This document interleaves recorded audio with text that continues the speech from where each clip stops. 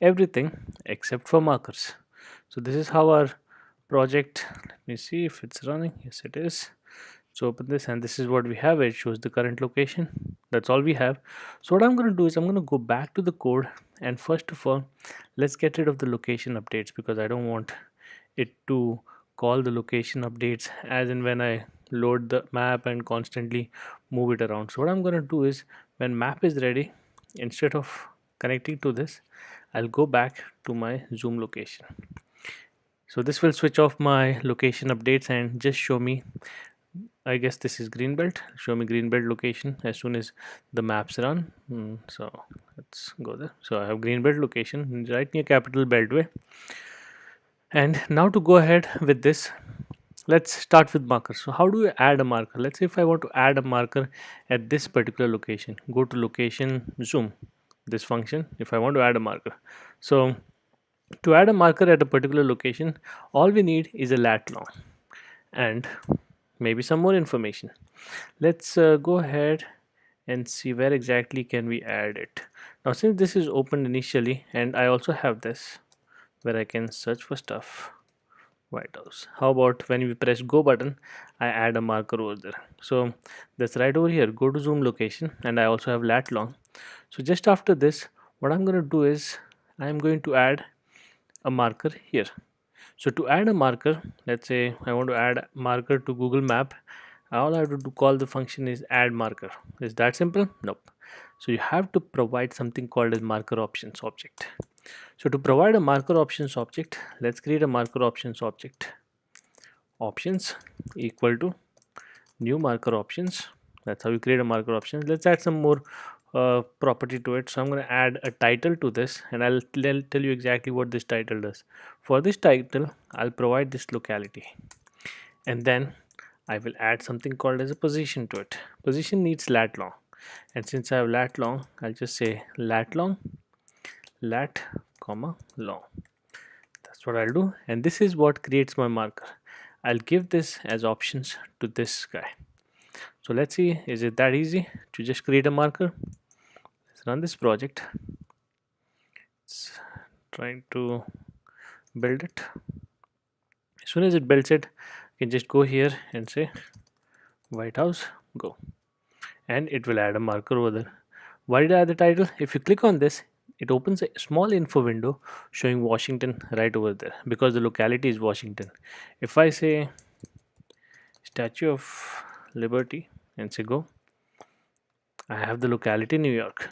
If I say somewhere else, let's say Mount Vernon, go, I'm in Mount Vernon, Mount Vernon City. So that's, it's kind of gives you different options depending on where you are. If I say Mumbai, go, I'm in Mumbai and the locality is Mumbai.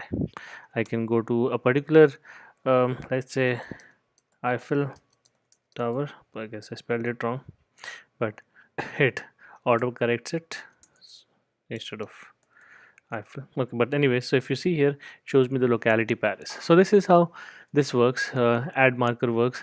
Now next thing is, what else can I do? I can also add a snippet to it. I can just say dot snippet and give it a string. I say I am here, thing like this. Run this. A snippet is something that is added below the main item here. So if I run this project and let's say this time I search for Eiffel Tower, this time properly adding the spelling, I am here. So it adds, the snippet adds more information here. Now if you want to do more than this, you'll probably have to go custom info window. You can't use this for adding more. Now how do I remove markers? Now let's say I added this marker and I am searching for something else. Let's go ahead and search for White House. Let's search for Washington Monument, go. Now if you see, if I actually move my mouse around, I have both my markers from White House and from the monument added here. I Whenever I add a new marker, what I wanted to do is I wanted to actually get rid of the previous markers. Also if you see, if I look at, zoom out quite a lot, try to zoom out of the map, I'll also see that Eiffel Tower is still there. So I want to get rid of a previous marker when I add a new marker. So what I'm going to do is just above here, create a marker object and call it marker. And while adding this marker, I'm going to say marker equal to this. So that kind of, because add marker adds a marker on there and also gives you back a marker object, so you can use that.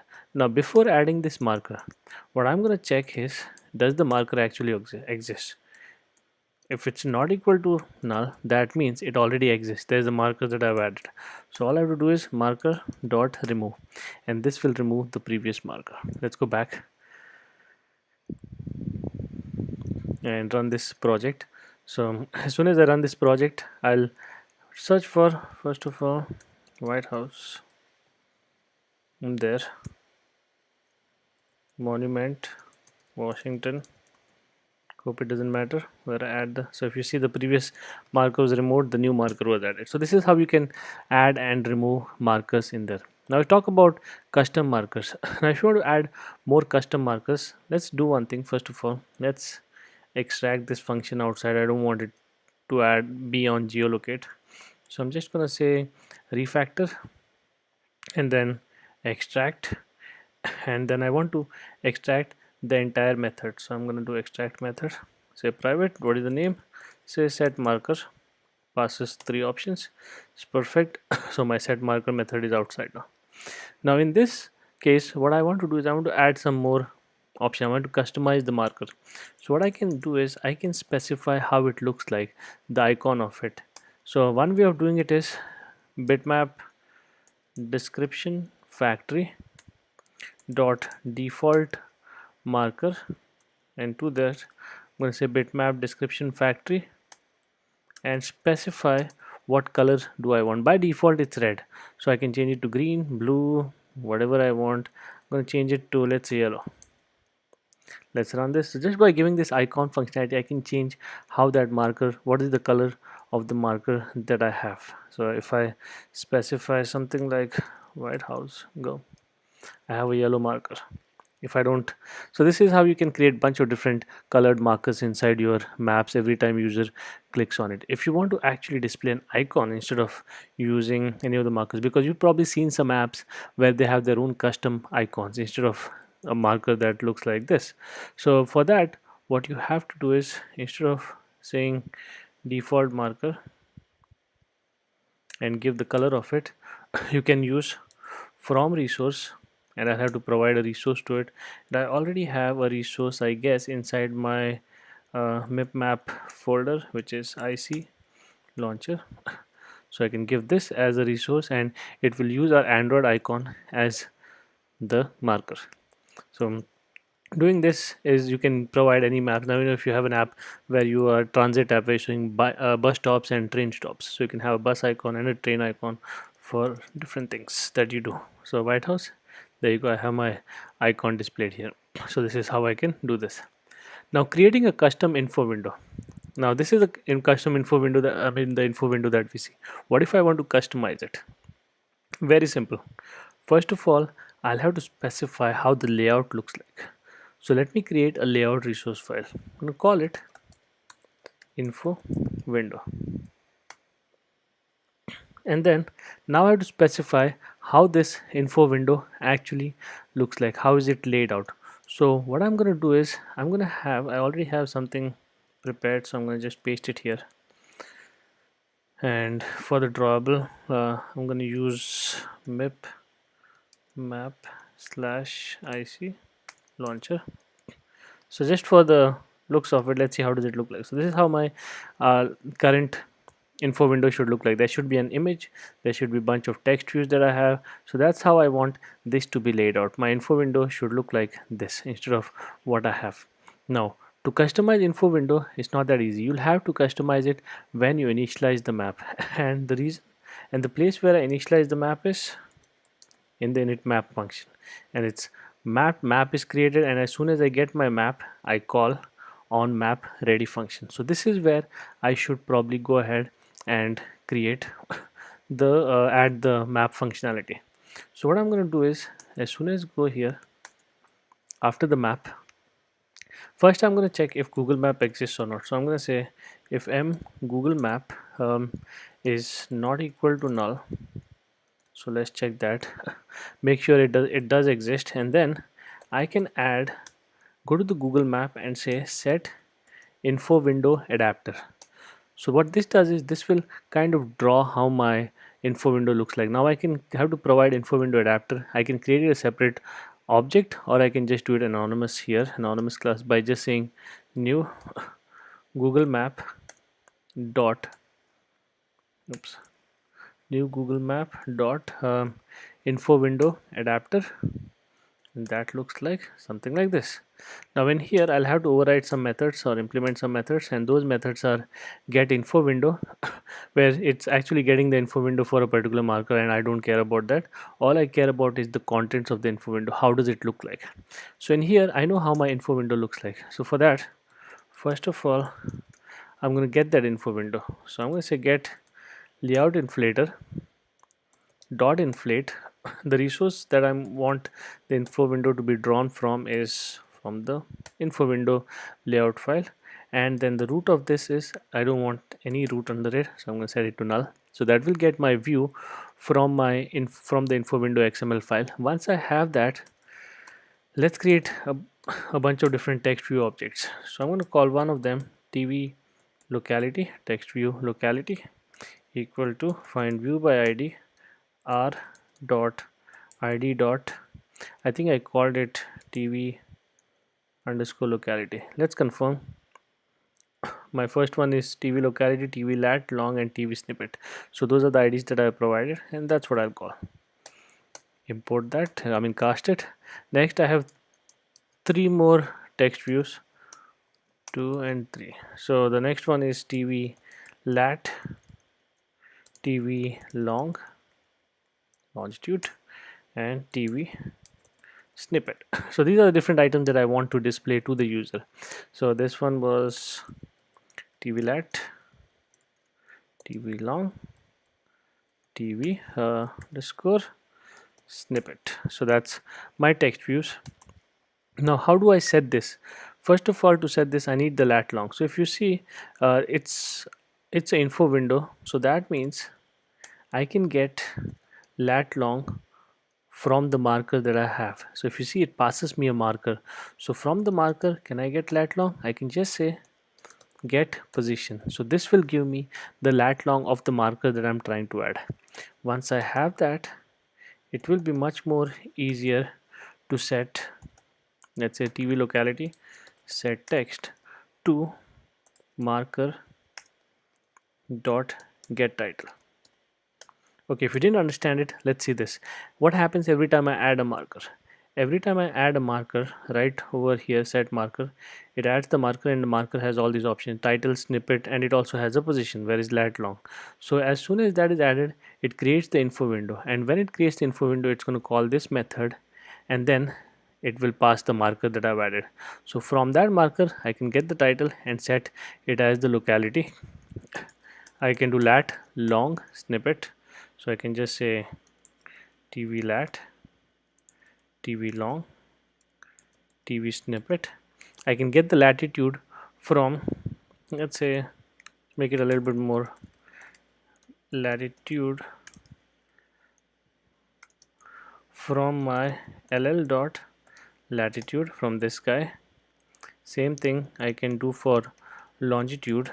I can just say longitude is equal to ll dot longitude. I can set the text to marker dot get snippet because that's where the snippet is, and that's what it will do. So let's run this and let's see if this actually works. So as soon as it runs the application, what I'm going to do is I'm going to search for a location. Let's say White House. Go. Once I'm here, click on this. It should show me the custom info adapter, which just crashed. Funny, because so right here there is some problem. I'm saying TV locality set text marker dot get title, and it's saying that I'm getting a null pointer exception. The reason it's saying null pointer exception is because it was not able to find TV locality right over here, and I am actually using the r.layout.info window. So I'm getting the value from the locality here, and then setting that, taking that back to our main window, and then assigning it to this guy. So it should have a value. So let's go do some debugging. Let's get back how do we debug, which we learned in one of our previous videos. So go back and press the debug button and search for White House. Goes here. When I click on this, it goes here because this is the marker. Do I have a view here? I have a view. Okay, so I see it. It's very straightforward. I got the view, but I'm saying find view by ID instead of saying v dot find view by ID, because from the view, inside the view is where that view. So very common mistake and something that I do quite a lot. So from that view, I want to find my view. So that was the mistake here. Now when I run it, hopefully it works. I'm at White House and Washington, I'm here. But if you see, it still doesn't have my Google Map, my info window added. Even though it runs this particular object, it's not running it. Why? Because this view is what it needs to be returned. What am I returning here? No. Okay, so another mistake. So two different problems that I just figured out just by running this code. Hopefully it will return the view, and we have a custom info window. And there you go, we have a custom info window. If I change this to something else, let's say Paris, and we have Paris here. So depending on where you want to go, you can change your location and you will be somewhere you want. If it doesn't have a locality, if a particular place doesn't have a locality, it will show empty text to you. So NYC, go here, of course, probably has a locality and everything displayed. So this is how custom markers and custom info window works. Next thing that I want to show you is some marker events. Now there is one marker event pretty much which is one of my favorite, is when you click on an icon, you can drag and drop it somewhere else. Now that is something that is built in with the marker options. For that, all you have to do is go to your set marker method here, and all you do is just say dot draggable equal to true or false. So I guess you want it true. Set this true, run this, and let's see what happens. Just by doing that, now if I go to NYC, let me just zoom out a little bit. So I'm in New York, which we are sure of. New York at 40 minus 74. Now if I click on this, if you see, it got picked up. Now I can move my finger around. I'm dragging this icon. I can move it and drop it somewhere else. Let's say I dropped it in New Jersey.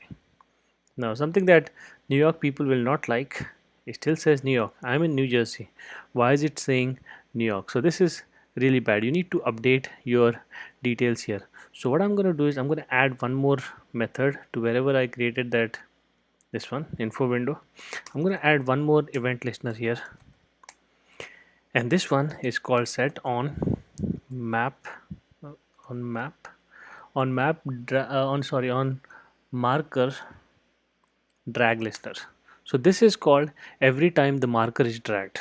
So that's a new on marker drag listener. It needs three methods. On marker drag start. So as soon as I start dragging it, it will be called on marker drag. As in when I'm dragging it is called on marker drag end. So for just by looking at it, if I want to update user's location or user's marker info window, all I have to do is change the marker drag end. But to change his information, like what locality is, what snippet do I want to add here, I mean snippet I don't want to change because it says I am here in the snippet, if I'm not wrong.